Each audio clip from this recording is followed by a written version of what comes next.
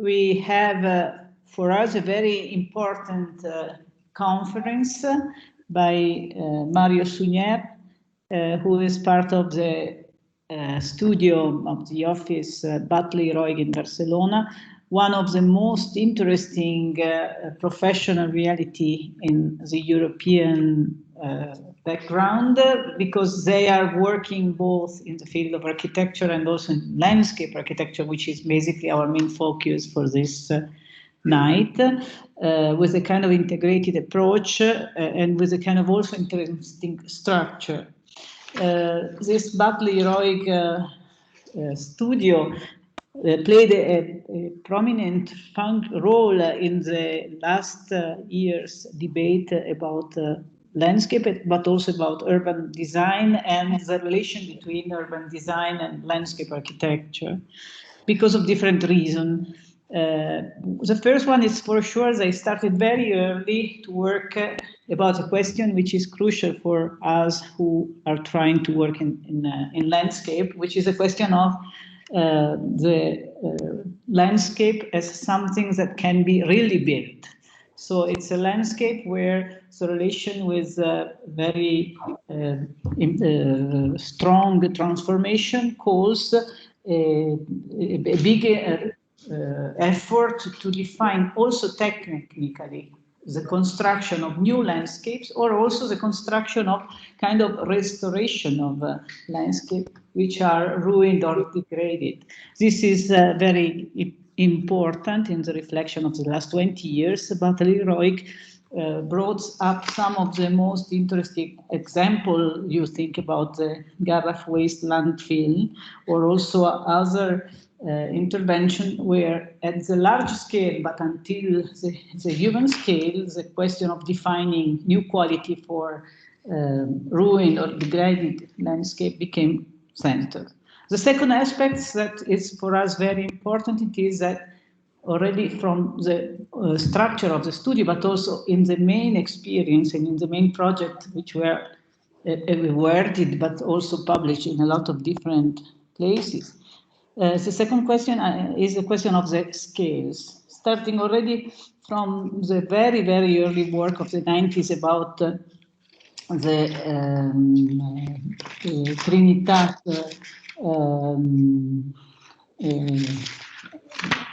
highway node, highway intersection.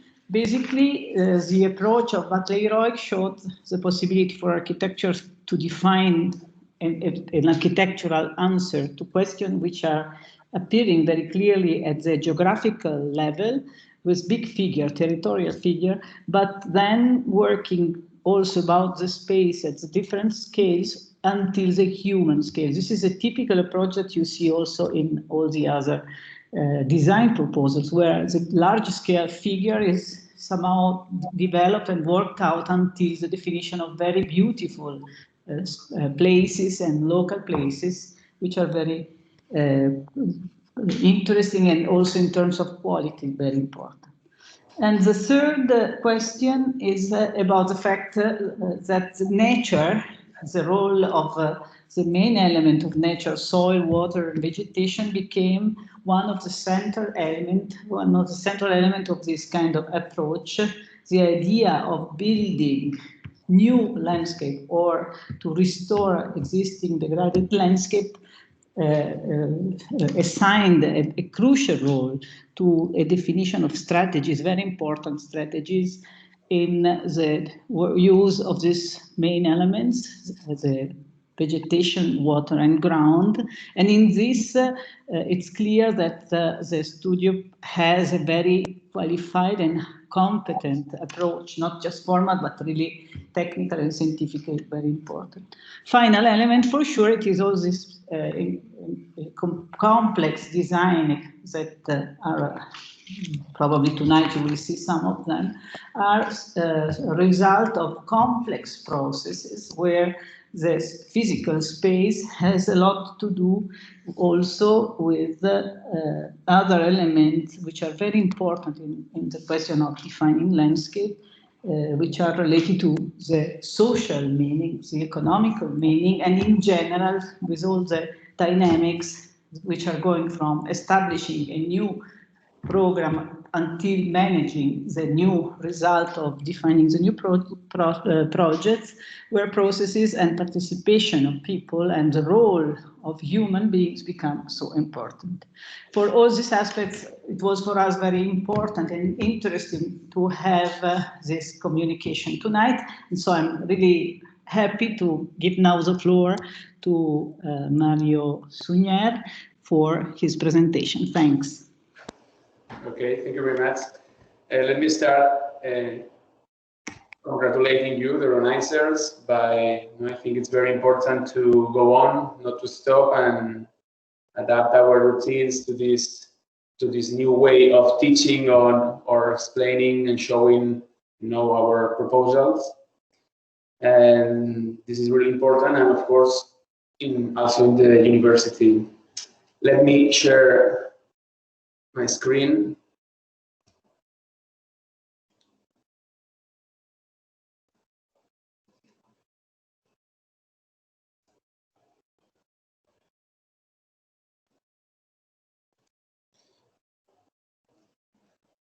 Okay, so in this lecture, what I try to do is I have select a set of projects done in our office during the last 15 years, with many things in common. All of them take place in or close to the river Llobregat. All of them recover or enhance some damage and injured location sites.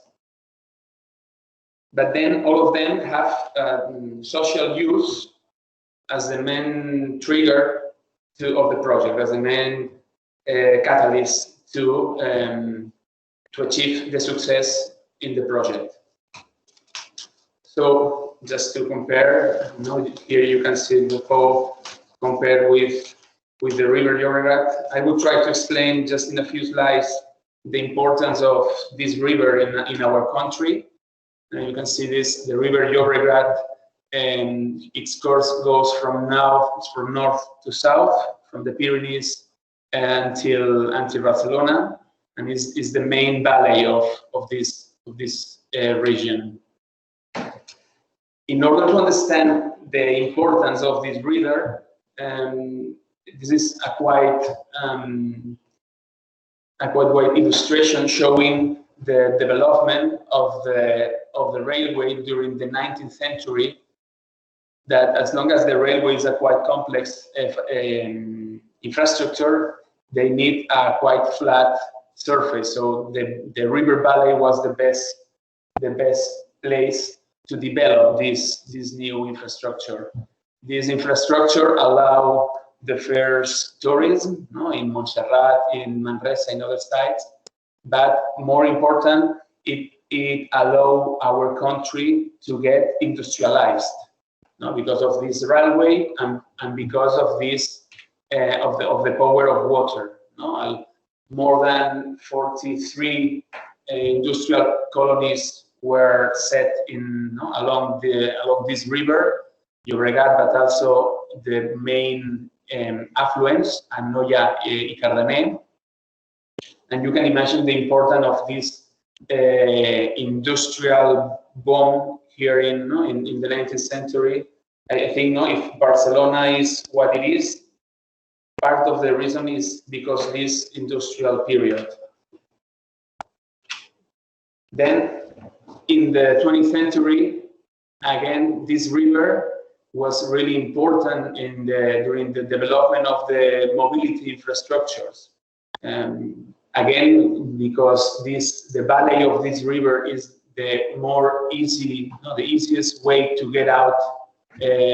Barcelona was the easiest way to develop these new infrastructures for the cars, that allow us to connect all municipalities, but also think to connect even to Paris, to go. Of course, this story goes on. The same way as some other location, the cities grow, many other infrastructure, some visible, some underground, but the end of the process looks like this. I mean, this These are images from the river at the beginning of the century. A river totally damaged, impoverished, polluted, narrow, and compressed between highways and concrete walls. And some areas were seen more a desert than a river because it was completely anthropized, and the river conditions, the riverside conditions, were gone, were completely modified. But all this dynamic, I think we can say it changed with the turn of the century at the beginning of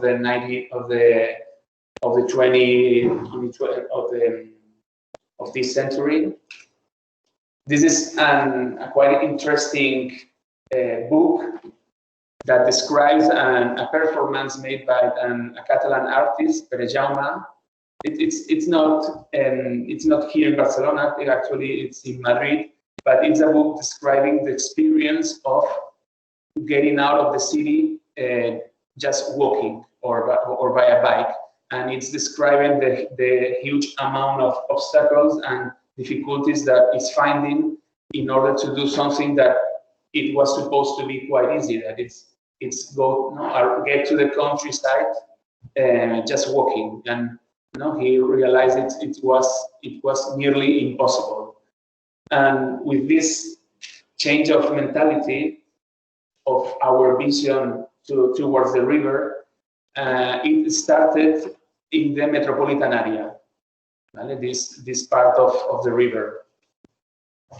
And the main strategies to face the challenge of recovering the site were these three.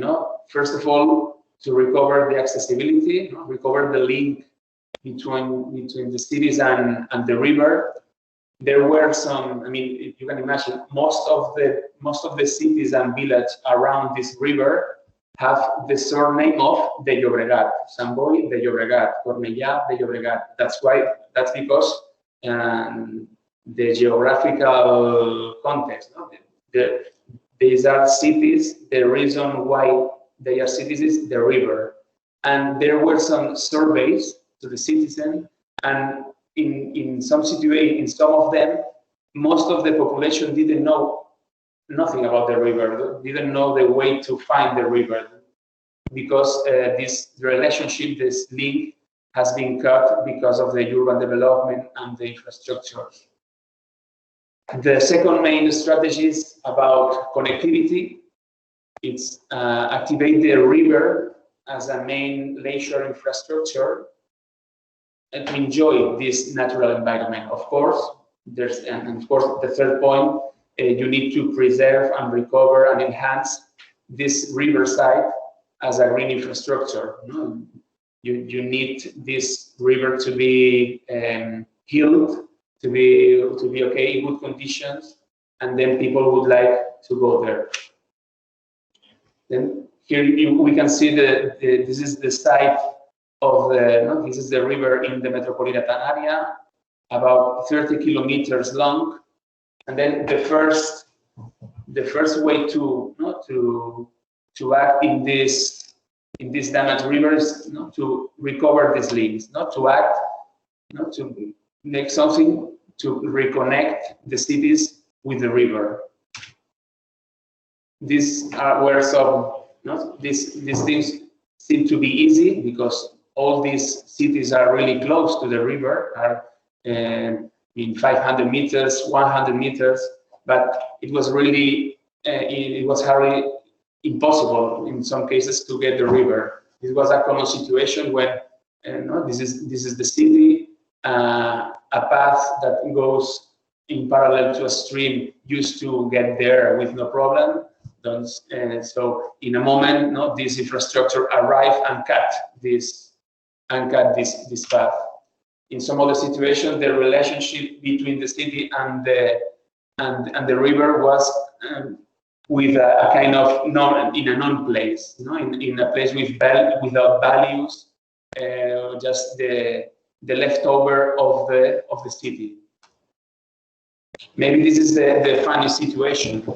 This is Sant Boi de Llobregat, whose, you can see here his main church, the city hall. The distance between the city and the river, it's about 70 meters, 100 meters, and because of the road, because of the street, because of this parking, the train, there was no chance to get to the river. The only way was to pay the ticket in the station, cross the station, get out on the other side, cross the parking, and then walking through the road, you would be able to enter the river. It was quite a funny situation. Then, in that sense, the work was to look with the with the magnifying glass in order to do a strategic and acupunctural projects in order to recover this link. In this case, what we did is a new, as long as there was no free space here between the city and the river, we create a new meeting point, a new bridge, but at the same time meeting point. That was the new entrance to the river, where a new path was done, and solving the discontinuities with the streams and creating a new leisure space in this area really close to the river. The need was to create these new doors.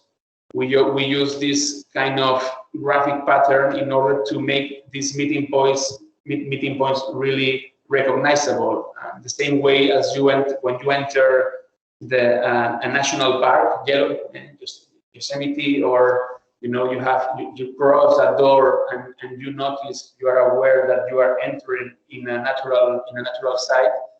This was the aim of this project: create doors and significant and recognizable places in order to enter in this natural place. Then, once you achieve to recover the link, we must ensure to create this new structure, this new path and network of more than 20 meters in both river banks,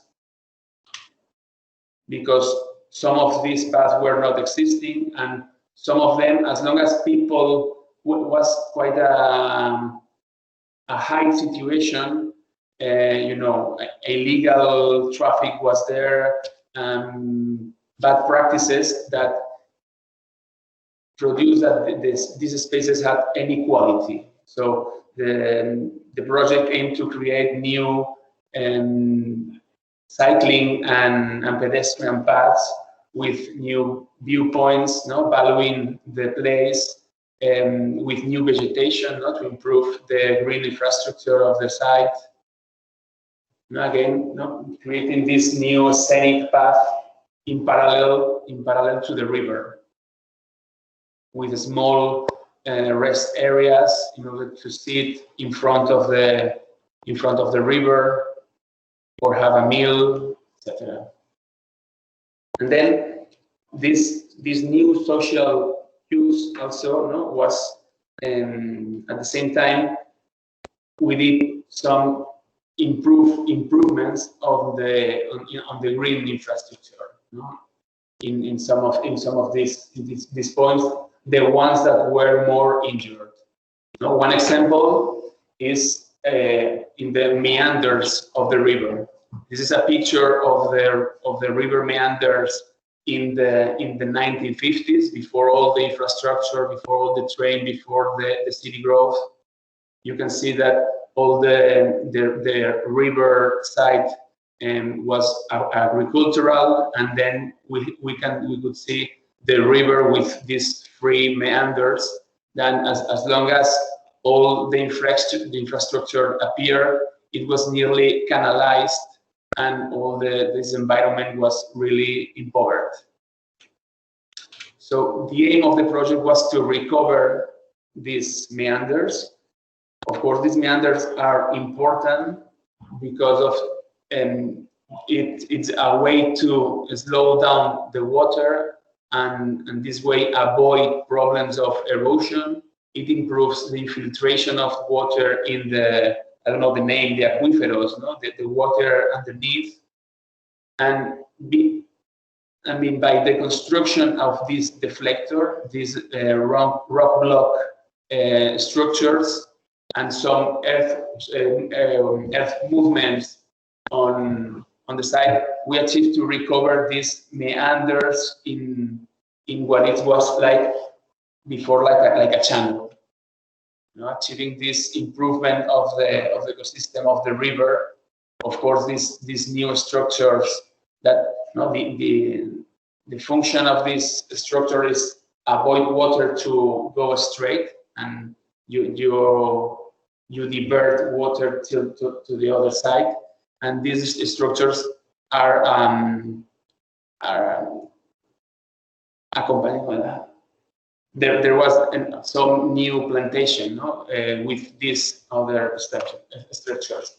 This is the final result. What it had been reduced like this, like a channel. Now improved by the creation of all these new meanders that we can see they have remained, as we can see if in Google Earth nowadays. Of course, this, as long as the water is slowed and infiltration and less erosion, it's also positive for the ecosystem, for the biodiversity of the place, because you create many different situations that are positive to many, to more species and more species of plants and fauna.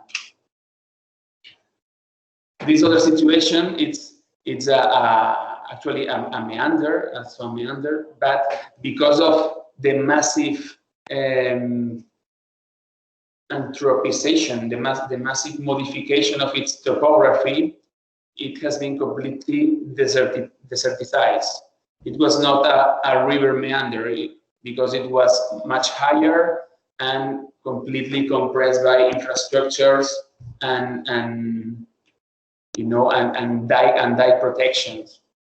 So we wanted to recover the vegetation in this meander, but the site conditions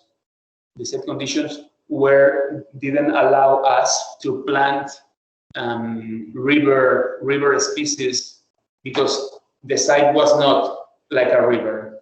So we should find a way in order to introduce again a river forest in this site. And it was important to the investigation and to know very well the place, to realize that this huge facility is the water maker of this part of the city. And because of these dynamics, this infrastructure, we realized it threw a lot of wastewater. So not waste, but once during the process of creating potable water for drinking, I suppose you have to throw some water to get back some water to the river. So what we need is to have like a bypass, taking part of this water and creating a main channel around this meander and creating some secondary channels. And that's a kind of irrigation system that allow us to reintroduce again this river vegetation and have again a river forest on this meander. This butterfly are the responsible of, from the main channel, we can divert part of the water to these secondary channels that work as a set of small ponds that infiltrate water on this meander and recovers its natural humidity and allow this vegetation to grow, improving again this green infrastructure. On the other side, there was this piece of land that, because of it was not possible to visit nearly to, it has been occupied by illegal portage. that was quite dangerous because they were in a floodable area. So once every 2 years or once every 5 years, it was completely flooded, and someone was killed here because of this floodable periods. In this case, another strategy. We have seen a scenario where we recover the green infrastructure, we recover the fluvial forest without human presence, just to add some water. In this case, we reintroduce this the new river forest, but with the presence of the human, with the possibility for people to go there as a leisure area. And in this case, vegetation was irrigated directly from the former irrigation channel of this part of the delta, as if it was a crop. So it's a reflection about the resource of water that here in the Mediterranean area, water is also a problem in landscape.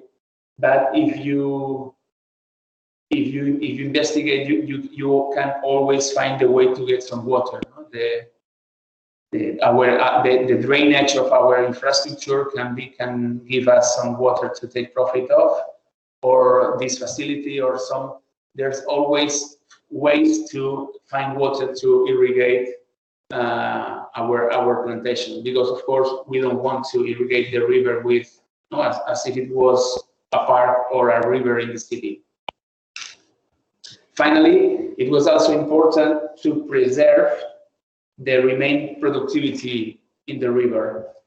There are still a few shepherds that still coexist with all these infrastructures and the cities, and because of all these new paths and meadows, they are now in better conditions.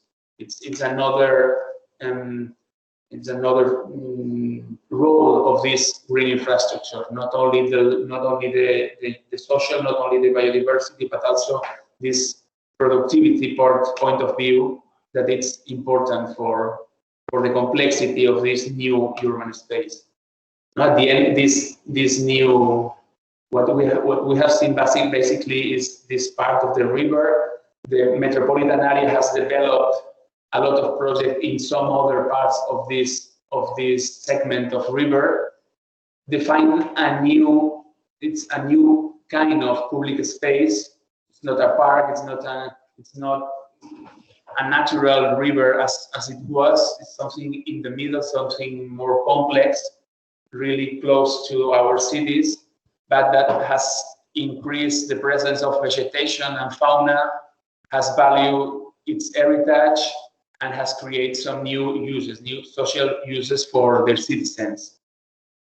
This is an image that I like the most about this new kind of public space, where you are in a river with now clean water, no more pollutions, and where citizens can have a walk or can ride a bicycle, where the shepherd can walk with the sheep that do the maintenance of this meadow, and where some people have decided to take care of a small part of the meadow to play golf. It's quite good image of this really different kind of public space. Okay, then later on, what we're going to see is that this kind of projects became in a kind of new process of restructuring all this, in this case, all this area of Barcelona, but in not Barcelona as a city, but as the region, because all these projects encourage the rest of the region to face the challenge of develop this kind of new public space, but in the whole river course. And it's the project of Vías Blavas, the blue path of Barcelona, where we have been involved, and that it's now in it's about to start the construction. If what we seen before was was 30 kilometers in the bottom part of the river, the project of BLAVA de Barcelona, that it's the Llobregat and their two main affluents, Cardener and Anoia, is about 250 kilometers of paths that you need some kind of map like the metro to guide in this huge infrastructure that affects more than 50 municipalities and 5 regions. Okay, so it's again is to and the strategy is similar, no? To connect all the cities with the river, but also to achieve a great infrastructure along the river that allows these people to visit the river and enjoy this natural feature. And with a lot of structure, it's very difficult to explain, no, the huge difficulties, but what is easy to understand or to explain is the great importance that this kind of infrastructure can have in, no, for us as a citizens. This kind of long-term distance path allow us to visit all the river for sure, but to read our geology, all our natural phenomena, and in addition, it allows us to visit and read the whole history of the country, because you, as you will see, you can read a lot of different stages and ages along the history. For instance, no, this will be like not doing a travel around the Via Blava from the springs to the delta, and the things you would be able to see and visit and understand. No? The springs, really powerful natural sites, taking advantage of the existing paths and valuing this industrial heritage. This is an industry of Gaudí, transforming former railways infrastructures into a green path, you know, with this, you know, the Lavael's great lamp with the reservoir, or this architectonical heritage, you know, for, you know, Romanic bridges, and then all these industrial heritage, you know, these former colonial industries, that discovering these geological phenomena, visiting new special sites, new stream, you know, existing streams, you know, experiencing the river. Also connecting with some other existing routes, enjoying with the existing agriculture of the site, you know, the architecture, also all the water infrastructures, you know, the locks, but the channels, etc. No? It's an opportunity to understand and to visit a whole country. No? These amazing sites that nobody knows them, because it's really impossible. It's impossible to get there. It's also an opportunity to recover all the infrastructures that were gone because of a war, or in this case was because of the war, but also not getting related to Montserrat, that is really important to us, connecting with the area of Montserrat, and at the end to arrive to this, not to the existing paths in the metropolitan area and get to the delta. No, it's a 200 kilometers travel that allows you to know everything about the country. Then, according to the importance of this route, we create a manifesto to guide us in the way we face this project. I mean, it's as we have seen before, it's really important, the continuity and the accessibility, to connect the existing paths and to reconnect cities with the river. It's very important to take into account the multiple scale. This kind of route can have a lot of scales. We have you can have the municipality scale of somebody doing a walk in Sunday morning, but you can have the scale from somebody doing the path from north to south, and it has a larger scale because this is the main infrastructure to connect to some other, Camino de Santiago or the future Eurovelos, to connect with the rest of the country or even with Europe. And this is the main infrastructure to achieve these goals. But then, in addition to this great scale, it must also be a very sensible path. It's very important to take into account, to think about the experience of walking this path and creating a rhythm of happening, a rhythm of things, of rest areas, of viewpoints, of heritage, of doors, and in order to make not to be a boring path. Then, of course, it's a route completely related to the river with direct relationship. It's the opportunity to recover and improve this green infrastructure, to explain the ecological heritage, and it's a way to merge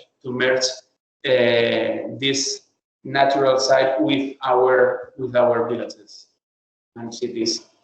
And finally, we think that it's very important that this path must be recognizable from every site in the world. It cannot be the same path in a river than in a mountain, in Barcelona than in Italy, for example. And for that reason, it's important to be that it's a global project from the beginning to the end, with its own label, with its own brand, with its own language, with its own equipment, and that it's in relation with it's taking advantage and valuing its agriculture, at river forests, the water infrastructures, the industrial colony, and so on. In that sense, this is the image of the future blue path, a path that allows the people to experience the river quite close, with some inclusive segments to everybody, creating viewpoints, creating new rest areas where we do picnic or to stop and rest, taking advantage of the existing situation to create these new rest areas, improving green areas in the city, and creating these new doors in our cities in relation to the river, and doing the entrance to this blue path. Then, of course, with required structures, floatable bridges, and some and particular situation to enjoy the river.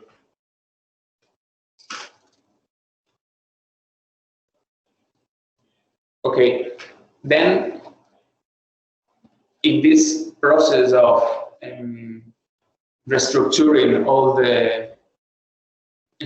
the territory, what we have realized is that this kind of projects demands some other projects. This first project in the metropolitan area demand the next project all along the river. But then we have realized that, for example, in some other segments, the success of the paths have encouraged some municipalities to create more infrastructure for the people. In this case, around the delta of the Llobregat, there was two main irrigation channels, Canal de la Infanta in the left side and Canal de la Dreta in the right side.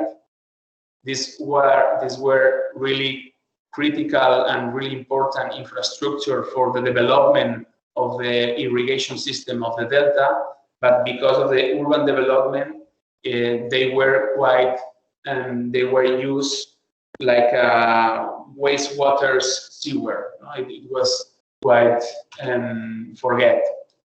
And we have had the chance to make this is the main right path in the Llobregat, and we are having the chance to recover, to create a new path following this irrigation channel in order to divert the circulation of cyclists and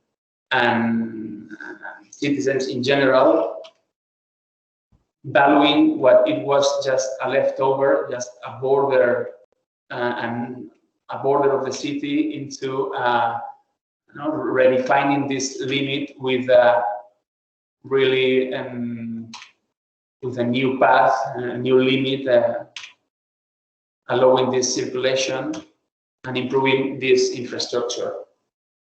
Then going ahead, more, a lot of, in addition to that, for instance, Barcelona, of course, wanted to connect with this new huge infrastructure in the river, but actually it was not possible. We will see that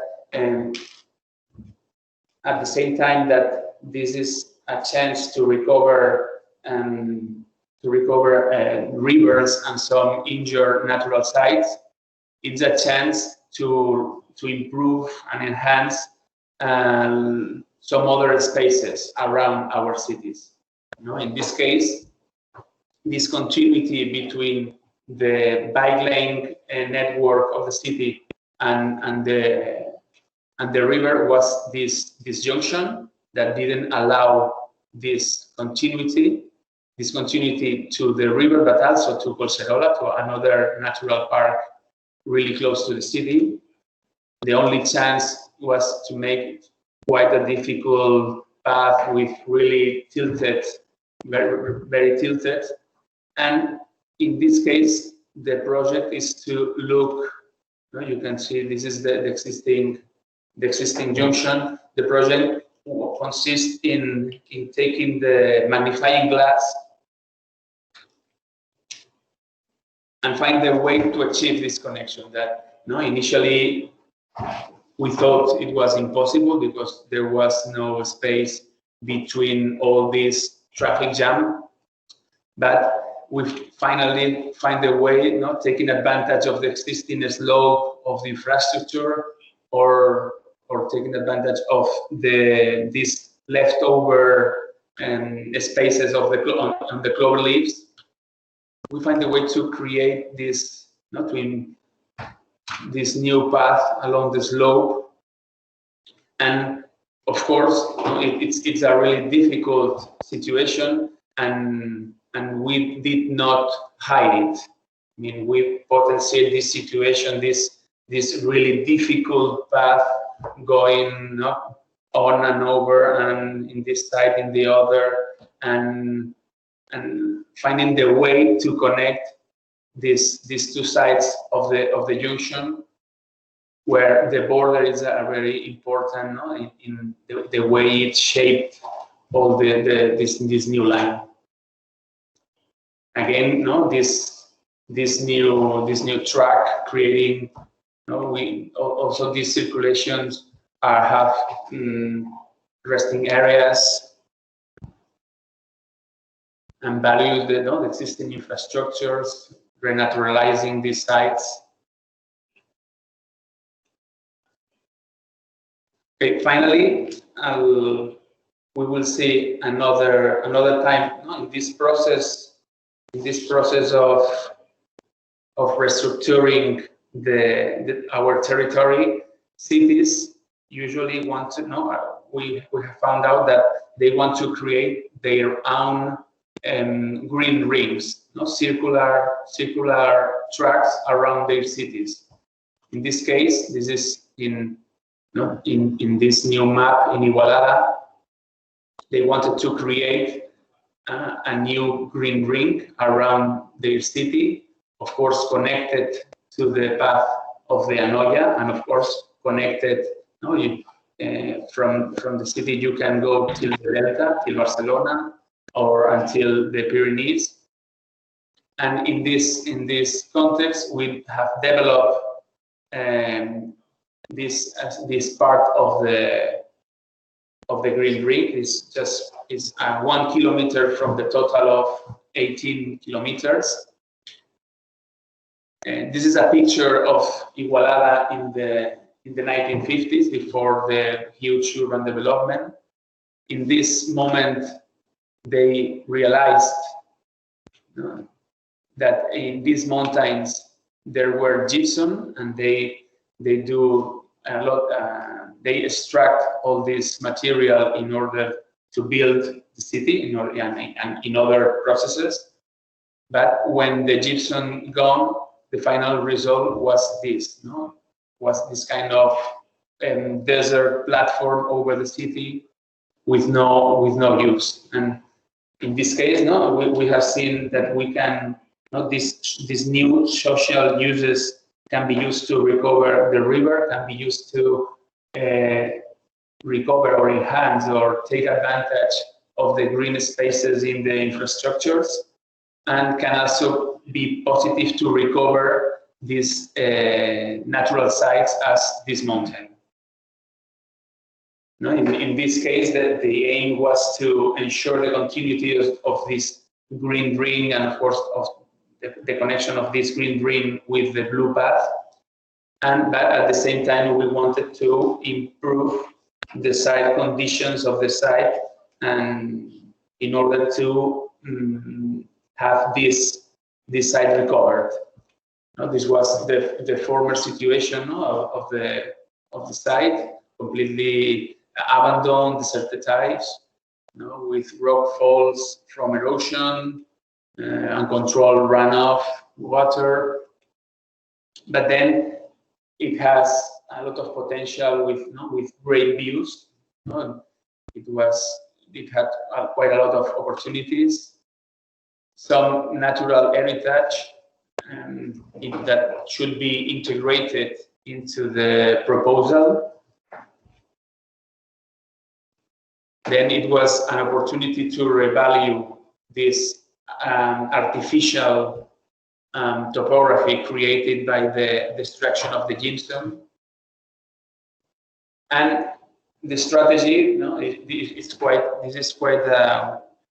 what our project, it was to make just a path. We wanted to do a lot of things just with a path, and this was the main section that it's divided on 3 main stripes, one for the water, for it's the water management, one that ensures the continuity of the green ring, and finally this kind of linear viewpoint.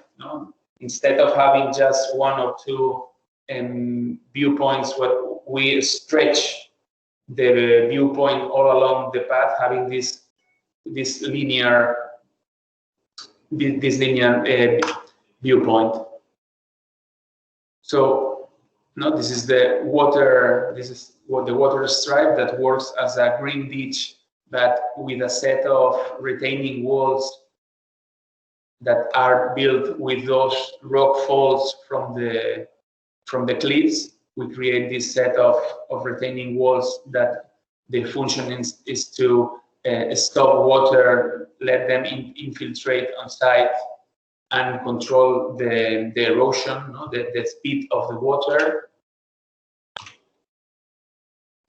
Then the main path that was built with recycled crushed asphalt from the city, and this final linear lookout that was built in concrete for two main objectives.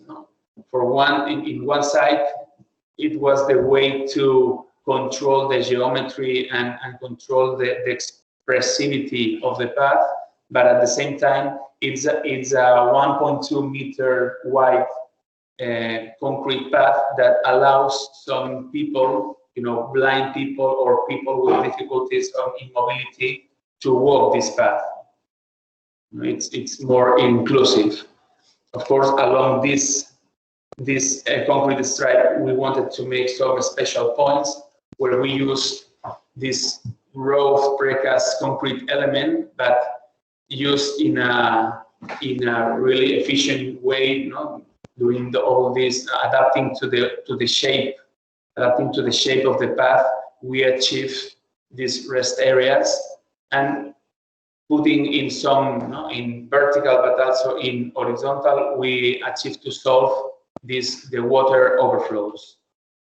The final result is this, where you have these three main stripes: the water management, the main path, and the rest areas with these elements, ensuring the continuity of the path, creating new spaces in front of the city, taking advantage of these magnificent views. This water management has allowed the nature to do his job and recovering the site from the desert situation before to a new exuberant situation nowadays. Then at the end of the path, where we have really good views of Montserrat from this point. This Montserrat is a really iconic mountain for Catalan people because of religion, and well, it's quite difficult to explain in just 5 minutes, but it's a really important, also in a landscape point of view. So we create a final viewpoint where you can also look the whole city. Then finally, when the night comes, you can realize that the concrete has some strange material, these luminescent stones that take energy during the day and then bright during the first hours of the night. It's not light, it's just a subtle effect of brightness that can guide you through the path during the first hours of the night. Okay, then as a conclusion of all these projects and all this experience, I think we can say that the definition of the public space is changing. The kind of public space that people are demanding, they want them to be more, claiming for more connectivity, better connection between the existing green spaces, and the natural features. They want these natural features to be recovered. They want to be close to the agricultural and productivity activities that are still remaining in around their cities. And they want to, I think, some kind of merge the borders between city and nature. So these demands have started a new process of territorial structuration.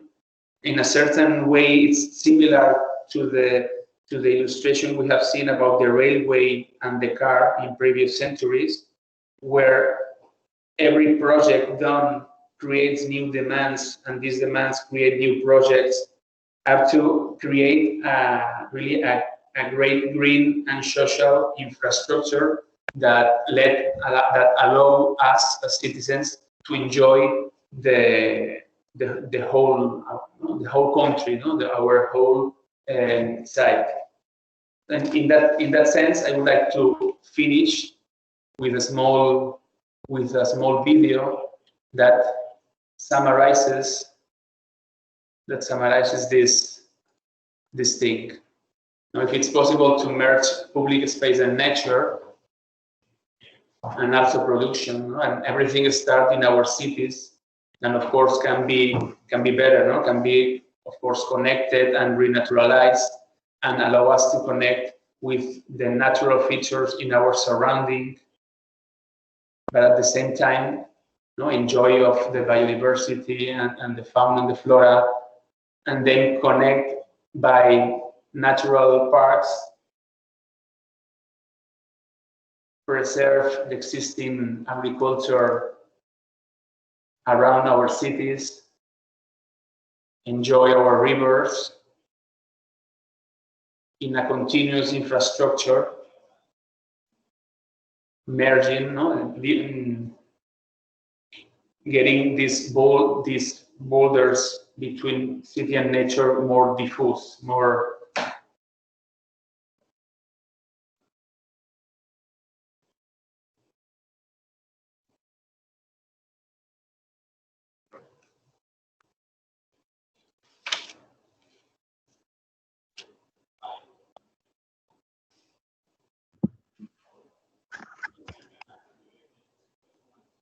okay.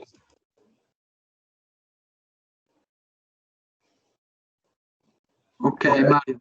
Thank you very much for your. I'm on time. Yeah, perfect on time. Now I guess we can share something like 20 or 25 minutes together to discuss with you, with students, with tutors and professors in the chat. It's really difficult to explain without. I mean, it was me just talking to the screen with no feedback. No, it's really weird. We were all of us were very interested and fond about your presentations.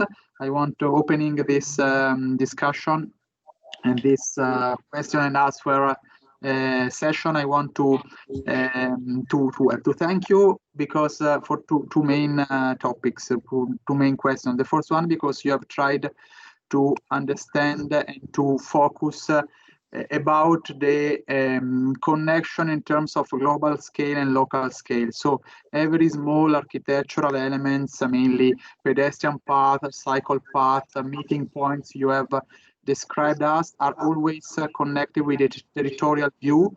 And for sure, a river, as the Llobregat you have talked about, or the Po River we are discussing in our workshop, as a territorial and cannot have either different than a territorial scale. So it's always interesting to see this double connection and double direction of the work itself.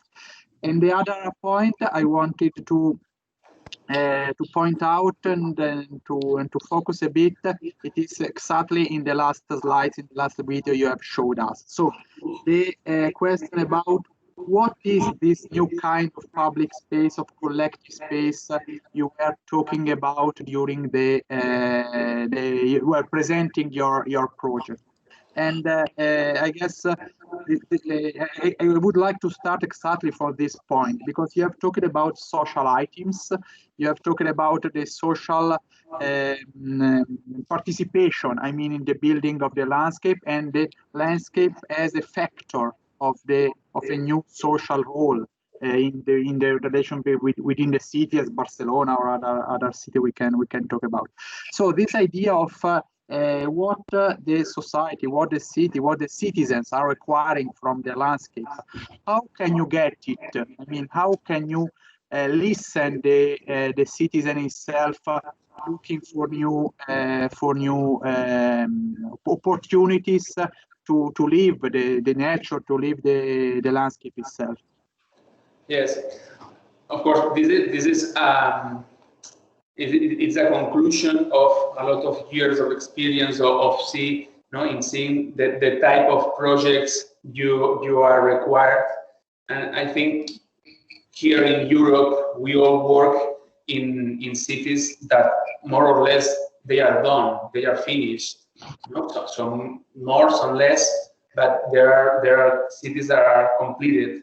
And nowadays we have realized of some important issues that we forgot in the past. Something as something as simple as just have a walk. It's in most of our cities it was dangerous in a certain point. So I think the public space nowadays is no more, just a square or a street, or to do a new development of a. You can have some work in that sense, but you have always. It's necessary to have a higher perspective, because maybe you are just working in a small piece, but this small piece, the way you work in this piece can be very different if you have this higher perspective instead of this continuity, these links to other public spaces. Because and that's why I wanted to focus in the presentation that something as simple as just have a walk or ride a bicycle is restructuring the whole territory. I mean, the most of the job we are having, and I think it's a common situation in for sure in Italy, the rest of Spain. It has something to do with that, to reconnect our public spaces, this to the natural, to the countryside, to create this, how do you say it, synergies between both worlds, and very completely dynamic. The public space is not static anymore. It would be in a park.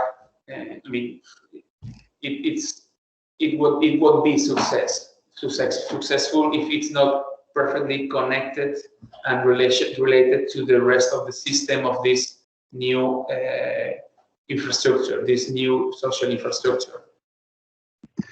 Can we say that maybe this new kind of public space you are mentioning is also public and collective spaces able or oriented to bypass hierarchies? I mean, traditional hierarchies. You are mixing, it sounds like you are mixing your projects, different fragments of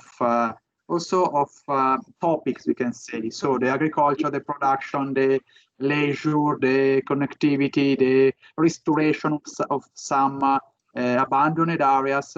And so the public space is able, this public space, you are a landscape-oriented public space, we can say maybe, is able and is a factor to mix these different fragments. That is not just a physical fragment, they are also social, economical, political, maybe virtual fragments. It's very important in that sense that, unfortunately, I mean, in a perfect society, if we have a damaged site close to us, a really sensitive way of doing would be to restore it, because we have to restore it. But in our society, it doesn't happen. You need a trigger. You need something that catalysts this change, this recovery, and in that sense, this social use, the fact that to cross this site, to connect this with the other, is mostly the trigger that allows this intervention. It's really important because you can,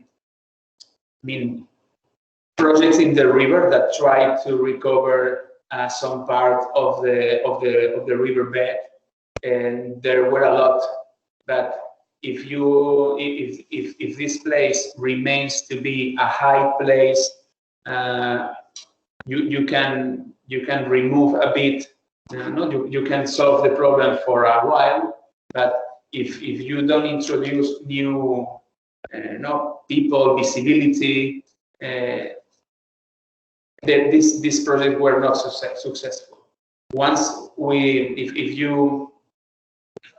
you transform these spaces into an integrated infrastructure, this space can be damaged again, because hundreds and thousands of people would see that and would demand politicians and police to act over it. It's really important, this. Okay, I am giving you, thank you for these answers. I want to give you a question by Erce. Erce is, she's a tutor of our in our atelier, and she wrote, I loved how you integrated the river dynamics with the activity introduced in vicinity to the river itself. Did this one element precede the other, or they were sort of designed simultaneously?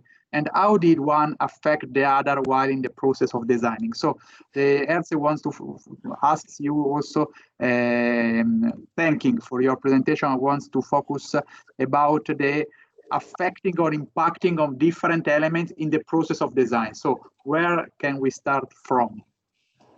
Well, I think the first question is about the deflectors, no? These stone pieces to achieve the recovery of the meanders, I think. And in fact, I mean, these rock elements to recover the meanders were analyzed under hydrological point of view. No, it's analyzed in a really complex, because of the power of water. You cannot put these elements wherever you like.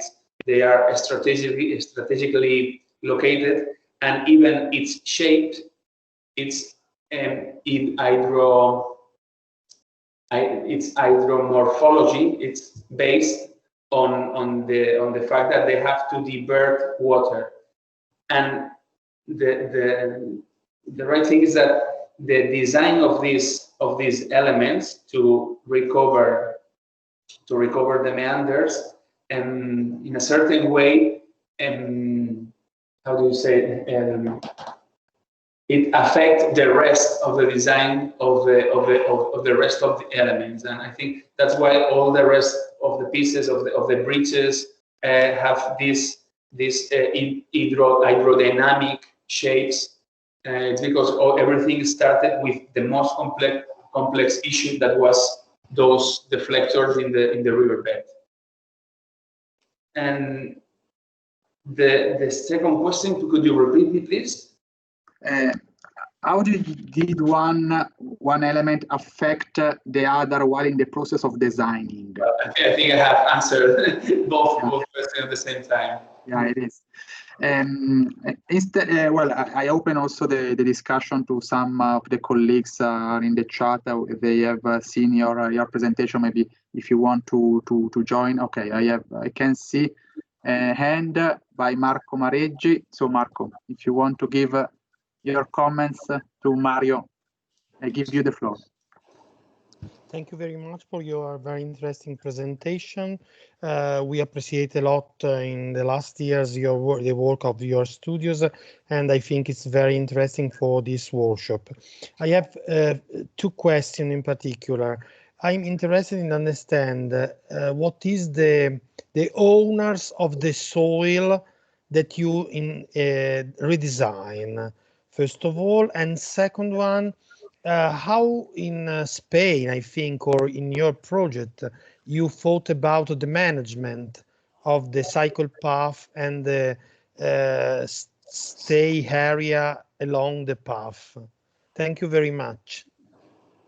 Okay, these are two critical issues in this kind of project. About the owners of the soil, I mean, we have all of them. we have to deal with private owners, then public owners, but of many different types. You have, municipalities, region governments. You have the infrastructure has their own soil, and you have to deal with all of them. Of course, with public owners, the relationship is quite complex because all of them has their own requirements, but at the end it's being public, it's possible to work in this soil. And in the case of the private owners, it depends on the project. There are depending of the economic power of the institution behind the project. Maybe they can they can buy this soil or not. Maybe sometimes the project, there are different types of ways of working, and it's quite a legal issue about the owners of the soil. But it's always a tricky issue during the project. It's always difficult, and the successful of all these projects, it remains completely not on the project and the works, but on the next 10, 15 years, because the maintenance is critical for the successful of this. If there's nobody that takes care of these suburban areas, of these places around our cities, it can happen also in our streets. If nobody take care of this street, if nobody pick up the waste, clean the sidewalks, in 2 weeks the street is completely outful. But in the countryside, outside the city, where it can be a disaster if you can spend a huge amount of money creating a magnificent project, but there's need of a public institution or semi-private, but in general, I think, in landscape, it's critical the year after. Someone must take care of this place, because if not, everything is gone in just 1 year. Yeah, it's very important. Thank Marco also for the question. Thank you. It's very important, and sometimes it's very topical to understand the maintenance and what's happening.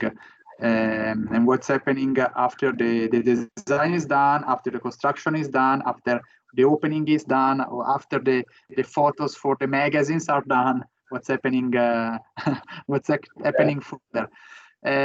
Sara, Professor Sara Tazzoni, it's your turn. Yes, I also want to thank you for your presentation, and the projects you have showed us are very inspiring, but I think very useful for our research within the workshop. I have a question that a student could do, but I want to do it. I saw the photos of your studio in your site, which is also very nice. I suggest to all the students to have a look to it. And the space is a space where you have really a strong image of a community. In a way, it's the kind of organizational work that I'm used to imagine for architecture. I'm wondering if you are changing this and you have new tools, and somehow in general, what tools of representation you are normally using in your works, going from analysis, definition of the strategy, and intervention. More or less, of course, I cannot. Well, we are, the way we organize the team, we are in continuous change. I mean, nowadays we are more than 100 people, and we have grown a lot during the last 5 years, and we realized we had to be in continuous change in the way we organize the ones to each other, the landscape department with the building department, with the planning department. And now we are in a process of mixing all these departments in order to avoid that all of them get more, how would you say, separate one from each other. We want us to be, as long as we are strong and we are well known to act in the whole orchestra. We do urban planning, we do buildings, we do landscape. I think it's positive that all the team must control more or less, must have control in all the disciplines, and we are now focusing in how to get this goal, that not create separate departments, but most of the people can have a global view in all the disciplines. Then about way of expression, were asking about people that you mean, you know, technical programs or. No, I was asking more which kind of representations you are using for working in the analytical part of the work, in the definition of the strategy, and also in the communication of the design. For if you do really kind of technical drawings with kind of hard lines, or you work more with collage, or you work more with. Yeah, I suppose we use. I mean, as everybody, you know, digital programs and all these kind of drawings. But we like to work. No, always that it's possible that we have time to reflexionate this to work with models. I think it's the best way to have a special. To have a good approach to the project is to work in 3D, but with something. I mean that you can get with your hands, not inside a computer with a point of view, and then graphically we use not collage, but lately we work a lot with handmade drawings and aquarelle, because it's a really quick and expressive way of drawing and explaining and showing your ideas to our clients, even internally, to prepare this kind of quick and fast drawings, you know, handmade and painted with aquarelle. I don't know if maybe it's I don't know if I'm answering the question, but that's maybe the technique that lately we are using the most. Of course, in the final process of the project, we have renderings and videos, and I think as someone else, but we like to work with this kind of fresh techniques, quick. Mario, instead, I have a question about, I mean, the technological and martyric impacts of your project. I mean, we have seen very nice shapes, some with cement, some other metallic fences. Maybe the fences are one of the most important elements in this type of project and so on. And these choices, so in terms of materials, in terms of technologies, where does it come from? Listening the site, or maybe you prefer to have just a unique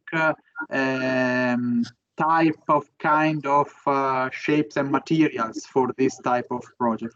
Yeah. Okay. Well, we always try to find the specificity of a place. We like to think that, you know, for example, creating paths. We like to think that you can recognize a path with just a picture, and it's completely different to another. That's why we always find the strategy to find this specificity. For instance, in the path, the scenic path in Guixeras, in Igualada, we worked with these zigzag shapes with this concrete stripe. This concrete stripe is not only aesthetical; it has also, as I have explained, it's completely functional because of it allows certain type of people to walk this. But it's the way that we, I don't know how to say, we transform a path into an element really recognizable. For instance, I have not shown this project, that in other site I can remember right now a project where it was really specific, the color of the soil, because it was a path in a volcanic area. Do you understand? Volcanic, and the soil was really dark. And for instance, it was really hard to add a new material above with another color completely different, and we found a technique to work with this soil and transform it into a walkable path, and the result was amazing because it's completely integrated into the site. So I mean, the answer is complex. I mean, we love to find the specificity of a place, to read the context, the site, the geological issues, and work with that.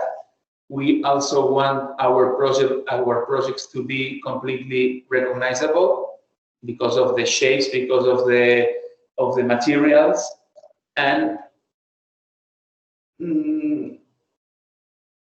we also try to find the balance between these two issues and the lowest the lowest impact, the lowest.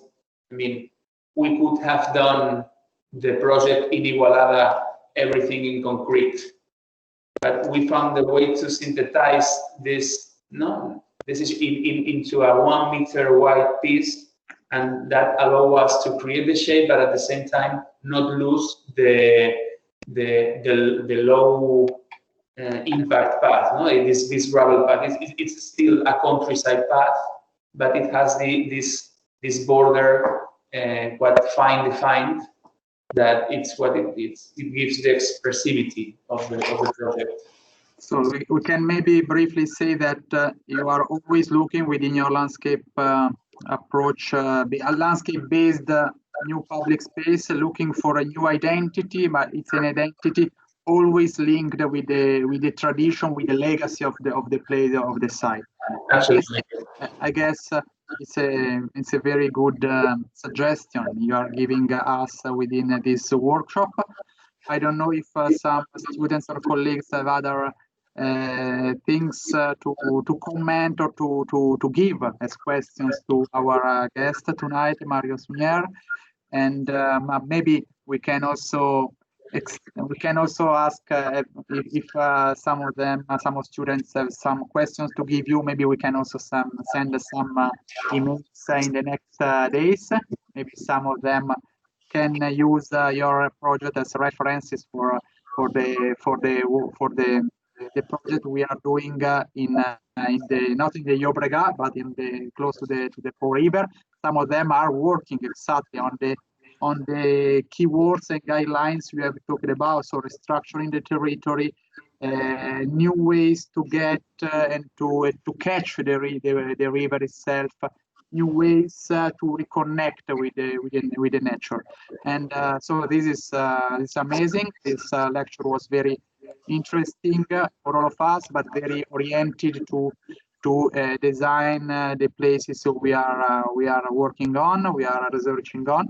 So we want to thank you a lot.